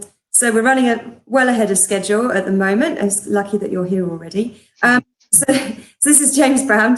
James received his PhD from the University of Glasgow before joining Hamamatsu in 2016. So today he's going to introduce a new development from Hamamatsu, I believe. So I'll leave you to it. Yeah, thank you. First of all, I'd like to say thank you to Aurox, so in particular Philippa and Lee, for actually arranging this. I'm sure that many of us are disappointed not to be over in Osaka for FOM, being there to meet everyone here and experience the wonderful Japanese culture over there. So it's great that Aurox have taken the initiative to give us an alternative method to get together. I know it's been a lot of work for them, and it's been tremendously successful conference so far, and I've really enjoyed it. There's also thank you to everyone who's persisted through the difficulties, still here with us as we approach the end of day 2. I know it's going to be certainly a long day at the end of it, but thank you for everyone who's still here. And with that, I'm going to start by giving a quick introduction to Hamamatsu Photonics ourselves. In the microscopy community, which hopefully we're all quite familiar with, there's actually quite a high chance that you'll know about Hamamatsu, or have at least used one of our PMTs while imaging with your confocal. For those of you who haven't actually heard of us before, the remit is mostly for the manufacture of photodetectors, and that's a vast range from the point detectors, 2D sensors, or all the way through to systems products like scientific CMOS cameras, which is where I fit in and is what I'll be discussing today. So onto the important stuff. I'm actually in the exciting position where I essentially get to announce a new product today. Although you may well have already had a sneak preview if you've actually looked at the abstract of the talk, or if you've had a bit of a snoop around, it'd be great if you could pretend that you haven't actually seen that for now. So as I said before, you may already be familiar with Hamamatsu, in which case you're probably aware of the Orca Flash 4 line of SCROS cameras, as well as the newer Orca Fusion that was announced back at the end of 2018. We've had some great success with the Orca Fusion since then, due to its unique sensor design, which provides excellent uniformity, incredibly low noise, and gives the benefit of a great signal-to-noise ratio in imaging, and giving sort of very high-quality images for microscopy, which is what we're all after. But over the last couple of years, we've been asked plenty of times, when will Hamamatsu be releasing a back-thinned SCMOS camera? If you've asked that, you know who you are. And well, here it is. So this is the Orca Fusion BT. This is a very exciting time for me to actually announce this. And it's a very simple message. It's got all of the features that make the Orca Fusion unique, and it improves on that by adding high quantum efficiency. So that's 95% back-thinned sensor, all of the good stuff of a back-thinned sensor, and still keeping the other specs just as good. So no compromises on the noise, the uniformity, the size, the interface type, just an out-and-out improvement on the quantum efficiency to capture those extra photons and give us a little bit of a better camera. So if you've been missing our BT camera, here it is. And that is going to be a very short talk from myself. That's the message I'd like to leave with you today. A very short one, but we do have a new camera. It's back-thinned version of the Fusion. And with that, I'd like to say thank you.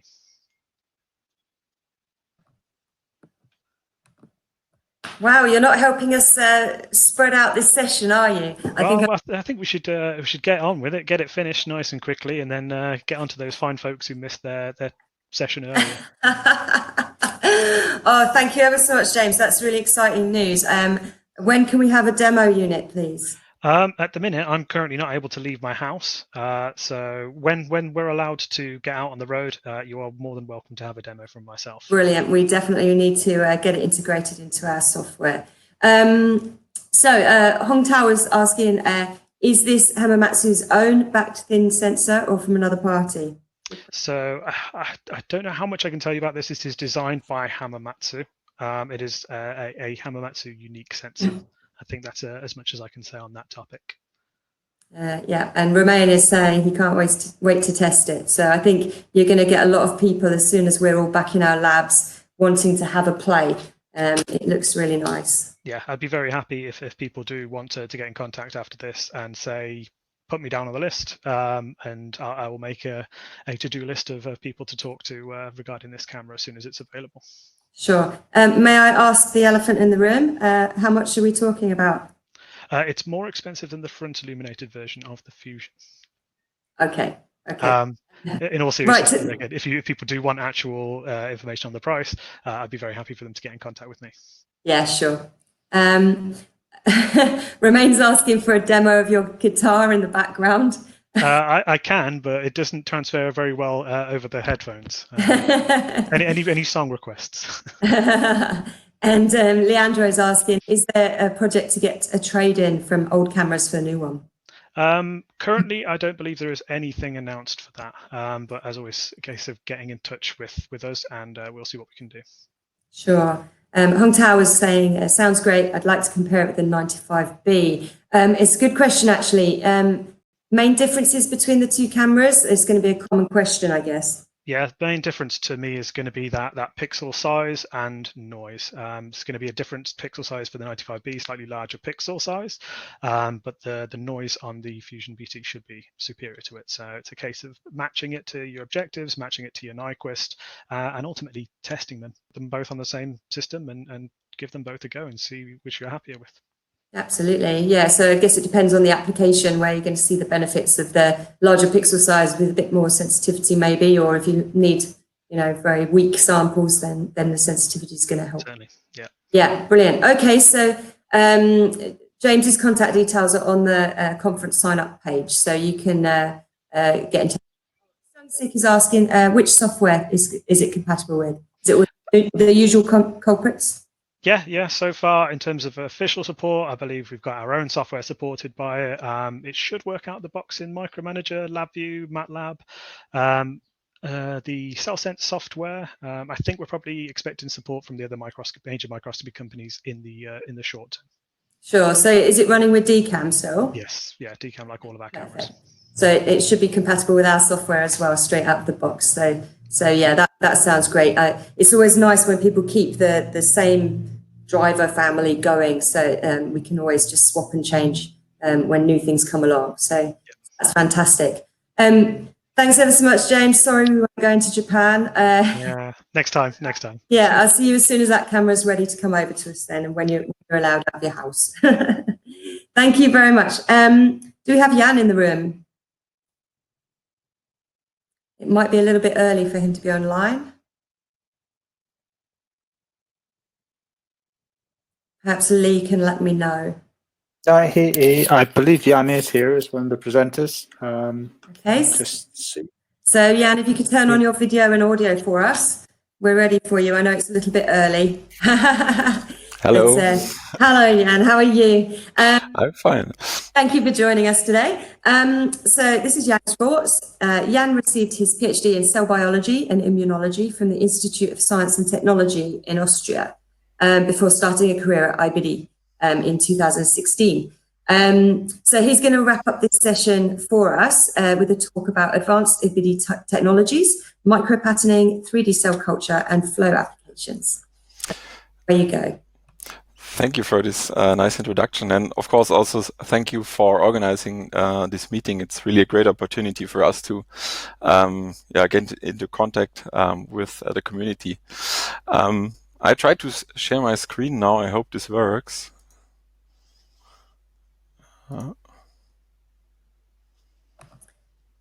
We have your slides already loaded if you wanted to use them, but it's completely up to you. Yes, but I have many videos in there. So. Okay, perfect.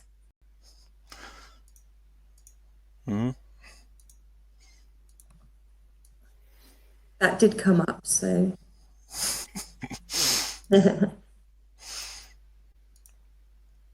If you're in Chrome, you should get an option to just share the application window. But if not, if you just open your PowerPoint and go into presenter mode, then it works quite well. Yeah, so if you just start your slideshow. Do you see the slideshow, or? We see the slideshow and your notes. That's okay. Okay, then. We see the slideshow and your next slide. Sorry.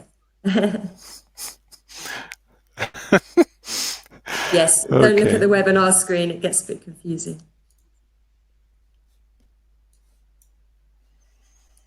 I'm sorry. Oh, don't worry. We're all learning. Everybody's system is slightly different. That's perfect. Off you go. Finally. Okay, today I would like to talk about how we use micropatterning in order to help imaging of 3D objects like spheroids or organoids, and also cells under flow. Yeah, I would like to start with a short introduction of EBD. I'm not sure if everyone is familiar with us. So we're basically interested in microscopy or in imaging, also imaging or live cell imaging or imaging of cells in general. However, we do not offer cameras or microscopes, but we're more trying to focus on basically everything else you need for a live cell imaging assay. So this comprises, of course, mainly labware. So we have many multi-well plates and dishes. We have channel slides and all of that with polymer bottom and with glass bottom, of course. We have some reagents like actin markers or ECM, and then another big part of our products are the stage top incubators for live cell imaging with CO2, humidity control, and temperature control. And last but not least, we also have a really nice pump system which allows us to perfuse cells while imaging them. As I said, we have a lot, or we offer a lot of labware, but not only those, let's say, simple slides and dishes, but we also have a bit more advanced microfluidic chips. And like this one, it's the microslide membrane EBPOR Flow. It was just released a few days ago. And the idea of this slide is that we have a lower flow channel. And on top of this lower flow channel, we have a static channel. And both channels are basically divided by a porous membrane, and this membrane is made of very, very thin glass and is ideally suited for high resolution imaging. Here you can see a picture of cells on this membrane. The pore size is very defined, and the distance of the pores is very defined as well. And yeah, here we can see endothelial cells which were cultured on the membrane in the flow channel under flow, and then were imaged on this membrane. The working distance needs to be about 500 microns, because we need to pass the lower channel, but then we can record really, really nice images. The main application we have in mind with this slide is, for example, air liquid interface assays, where we have a medium flow in the lower channel and air in the static channel. But in principle, we can basically also think of any co-culture or transmigration assay you can imagine, where basically imaging at a membrane or an interface is important. This is just an example for a slide. In principle, we try to offer imaging solutions or assay solutions. Assay solutions, starting from the slide over going to the reagents needed, like the matrix or the coatings, the incubation system. And recently we teamed up with Metavi Labs, who are great in artificial intelligence-based image analysis. And this would be such an example assay. So here, this is the migration chamber in this chemotaxis chip. And if I play the movie and see how the cells basically migrate in this chamber, and then the algorithm basically detects the single cells, distinguishes them from background, and then the movie is analyzed for, let's say, persistence, velocity, directionality, and so on. Okay, so that's basically what EBD was doing so far, and now I would like to show you what we are aiming for in the future, or what is basically our latest development. And so we think that the next thing for us is basically our functional surfaces. We already have a nice functional surface, which is our EB-treated surface. In contrast to many other manufacturers, we do not only offer glass bottom, but we also offer polymer bottom. And the big advantage of such a polymer bottom is that we can really nicely make cells adhere on them with this EB-treat coating. Here you can see, for example, endothelial cells on this surface, and here you can, for example, see cancer cells on the surface, and they really nicely adhere without any additional coating. But here, this is just kind of an unspecific adhesion. If you really want to focus on a functional surface with very specific adhesion or with specific activation, for example, with growth factors or with any other guidance cues, we first of all need to get rid of all the background signaling, all the background noise, and therefore we developed the bioinert surface. So bioinert is basically a very thin hydrogel layer on our polymer bottom. It prevents basically every cell adhesion and biomolecule adhesion, and and here you can, for example, see that the endothelial cells then form spontaneously those ferrite-like structures.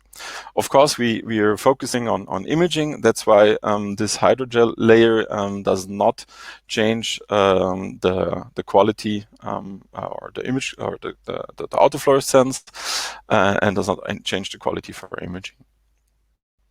Now, with this technique in hand, we can now look at how to functionalize them. And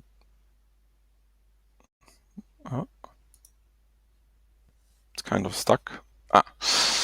Okay. So what we thought we or wanted to do was then that we immobilized locally.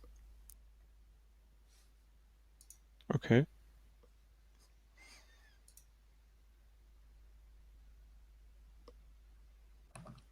If you have trouble, sometimes you can refresh your browser and it speeds things up again.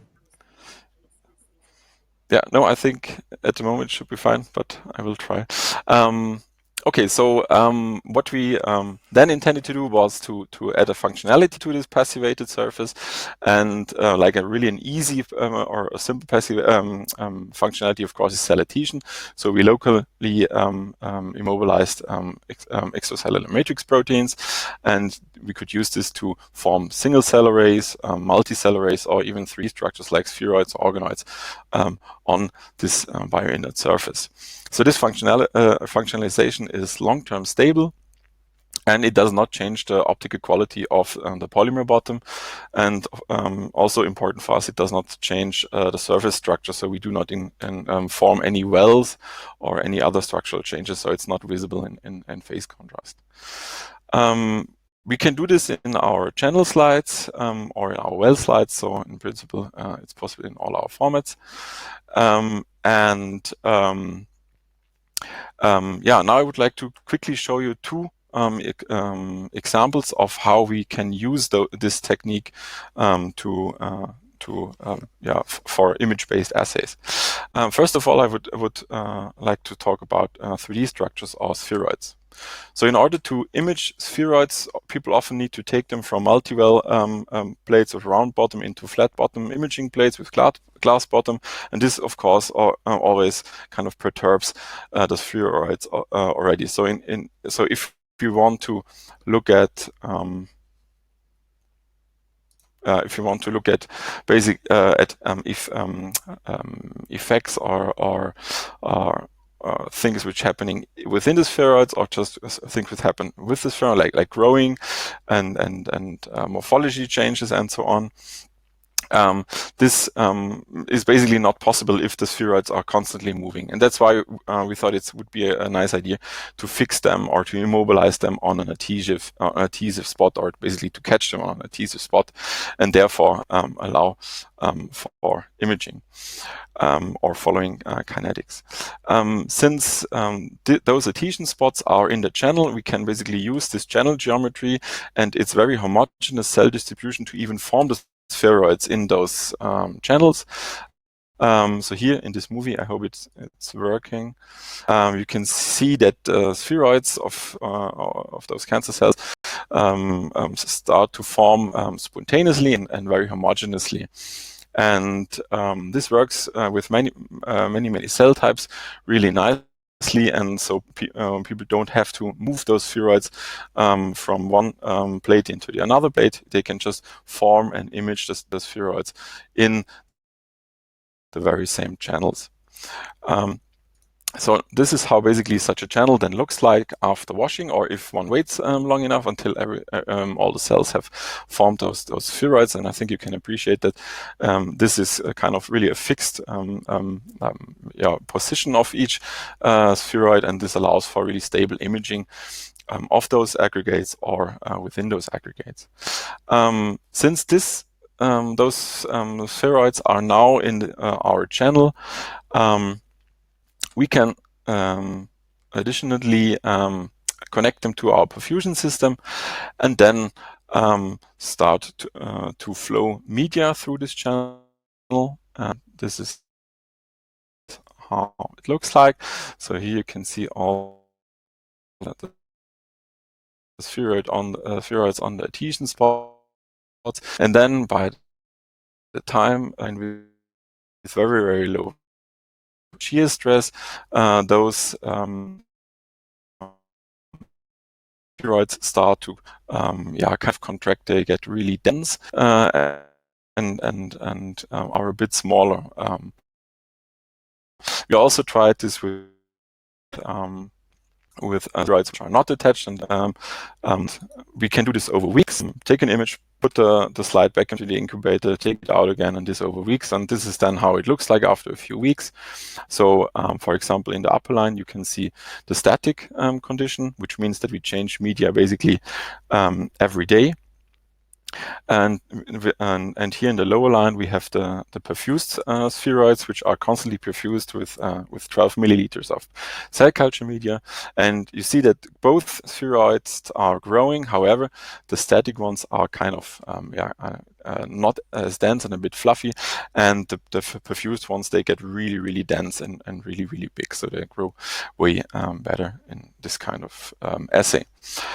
We think this is a nice tool for stuck. So we think this is a nice tool for kinetic analysis, for example, the drug screens or also toxicity assays. But since we also are constantly perfusing with media, we can also collect this media and look at metabolite analysis. Okay, so this is one example of what we can do with those adhesions structures. I would now like to show you another example, and this is single cell arrays. So instead of having a few big arrays, big adhesion pads where cells can attach and form those spheroids, or where we can catch the spheroids or organoids, we can also have many, many little adhesion pads where single cells can bind.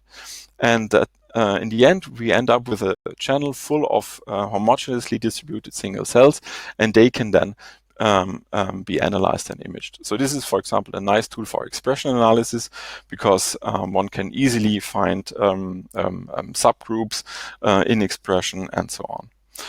Another really nice application we can do with those single cell arrays is basically cell interaction assays. So just imagine if you have cell type A here distributed, and then you can add cell type B. You can really nicely see what happens on the single cell level. And we use this for, at the moment, quite popular assay, and this is T-cell cancer cell interaction assays, or CAR T-cell potency assays. So in CAR T-cell therapy, specific T cells or engineered T cells are basically killing target cancer cells. And in order to manufacture those T cells, there needs to be a kind of a quality control of those T cells. So far, people just mix T cells and cancer cells, and in the end, look how many cancer cells did survive.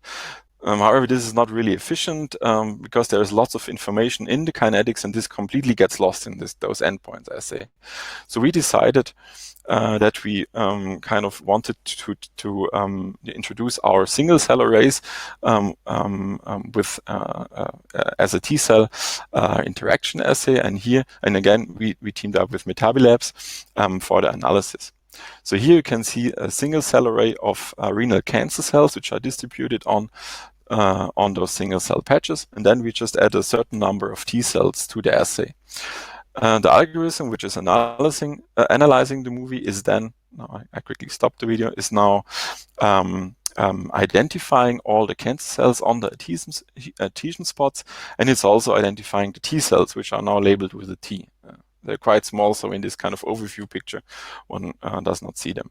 Now you can imagine, if I run the movie, you can see how those T cells start to kill, or how they start to interact with the cancer cells and eventually kill them. So first they form apoptotic bodies, and then when they die, they're released from the adhesion spot.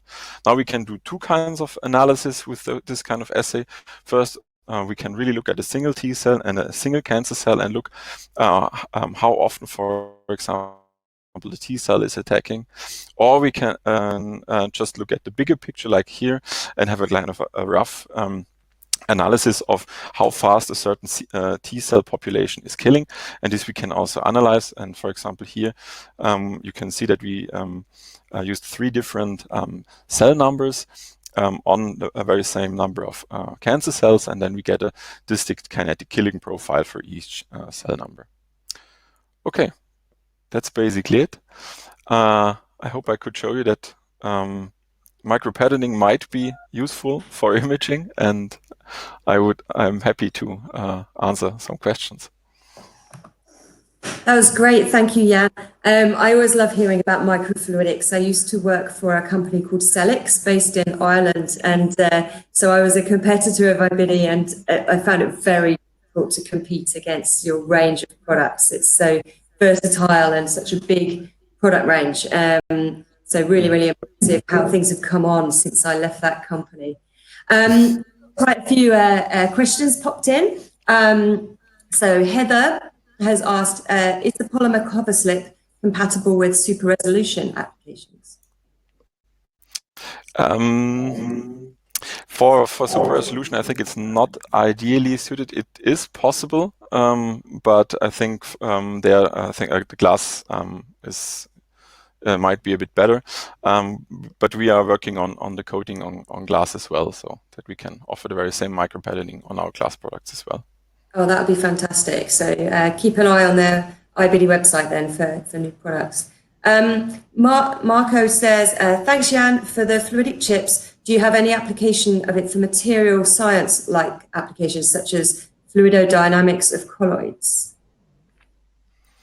Yes, basically anything is possible. Okay, and Claire is asking how much for the functional well slides, and can they be customized? So can you do customized solutions for people? Yes, at the moment it's still in the prototype stage. We try to release the product or a kind of final product end of this year. At the moment we're a bit slowed down by the corona. Understandably, yes. Problems like basically everyone else. But so far at the moment we are offering prototype series. So if there's interest, we can talk about it. Cool. Okay, Just so people can, me. yeah. So again, the link for Jan's contact details are on the presentation registration, the conference registration page. So feel free to click on his name. You'll be able to find him. I'm really not sure how to pronounce your name. Sorry. Jan, thanks for the great presentation. Can these wells for spheroids be used with dip-in objectives for Raman imaging, for example? So without a cover slip.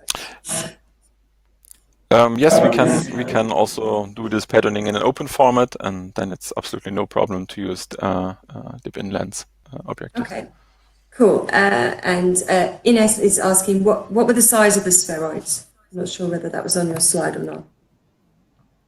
Yeah, so here the adhesion areas were like 200 microns. But this size is basically variable. So, of course, I think this is a quite convenient size for imaging. Of course, we can make them bigger, but then imaging is basically very hard. But we can vary the size. You can vary the size, okay. And is that by varying the coating on the chips? Excuse me? How do you vary the size? It's just the patterning. It's just in principle we can make every pattern size and form wise. So it's we are not limited in any size. Okay. And Roland has asked, can you have multiple channels with spheroids and perfused media with different cancer drugs in each channel? Sure. Yeah. Yeah, and I guess you have the pumps. That's definitely possible. You have the pumps as well to deal with that as well. Exactly. Could you turn off your screen share, and then it will not have this delay? We have a little bit of a delay in me asking a question and you answering it. That's better. So Jennifer is asking, how is an almost equal drug distribution in between one well guaranteed? So basically, in the channel, we have a very nice laminar flow condition. So if there's a drug injected, it's really we can basically exchange the whole volume within the channel and then have an equal distribution in there. Okay. And Bob Hartley, hi Bob. Is it possible to do the selective adhesion surface or flow chamber with pen membrane slides?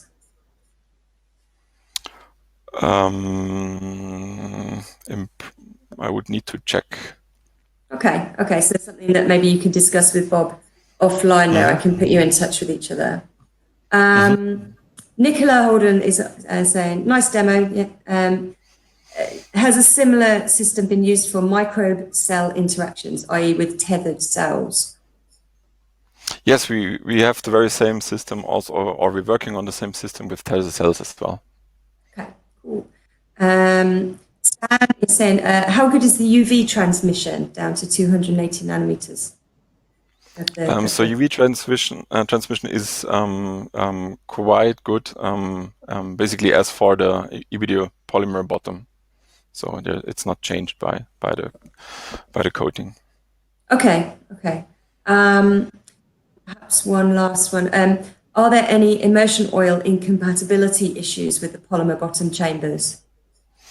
Yes, there are some incompatibilities, but we have a list on our webpage which immersion oils are compatible, and in principle one can find a compatible immersion oil for every application.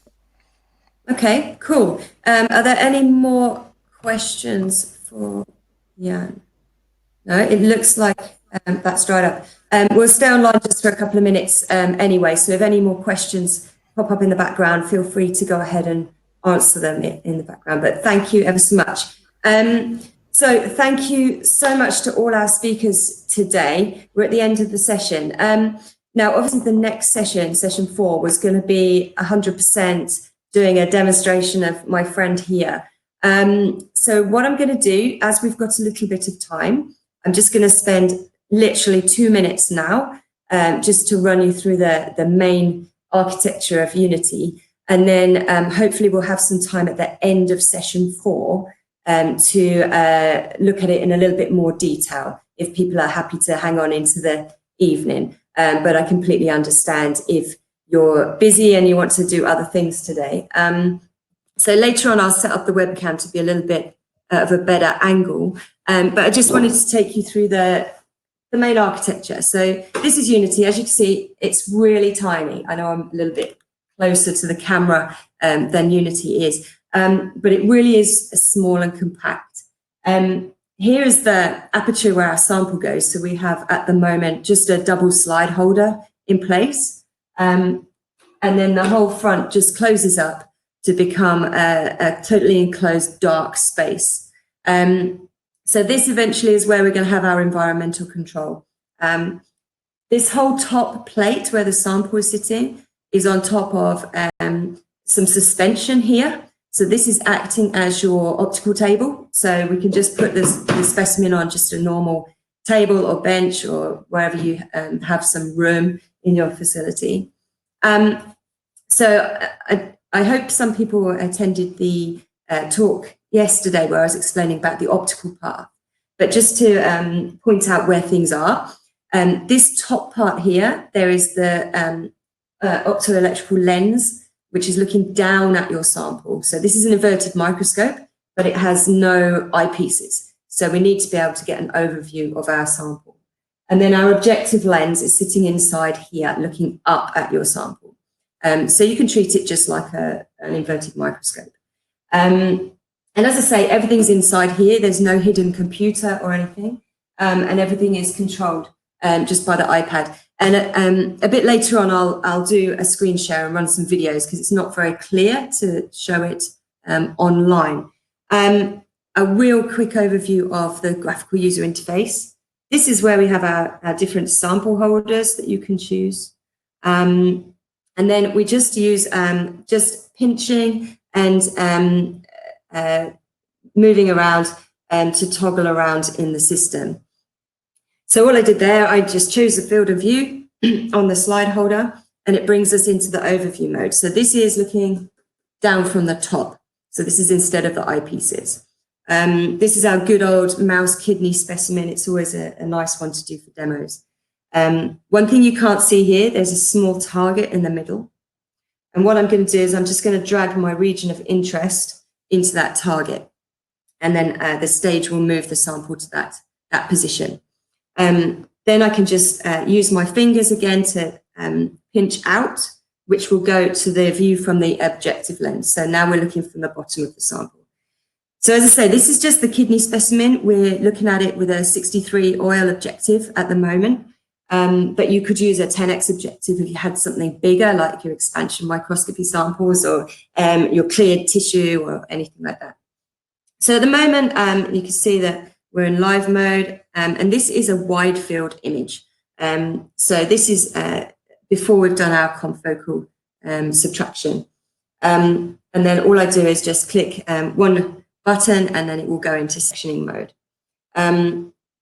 We have various controls like Z control here. I can move up and down in Z, but I'll show you a bit of this later on when I can do the proper demonstration.